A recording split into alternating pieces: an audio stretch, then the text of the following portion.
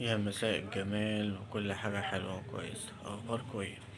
حبيت أرفع الفيديو النهاردة كده وأقول فيه إن الحمد لله بقى الحمد لله النهاردة قدرت إن أنا أنجز كام حاجة في يومي، وقدرت إن أنا أخلي كام حاجة كده في حياتي أنجزت فيهم وتمت الحمد لله.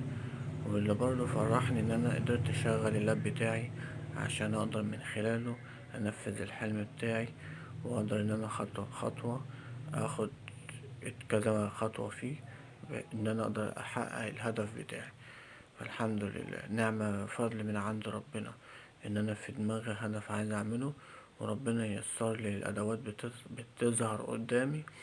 ومن ضمن الأدوات اللي بتظهر قدامي لتحقيق الهدف ده هو ان اللاب بتاعي ان انا اقدر اشتغل عليه. الحمد لله اشتغل وشغال وتمام، وبدأت كل يوم باخد خطوة. فالله المستعان. يلا تصبح على خير.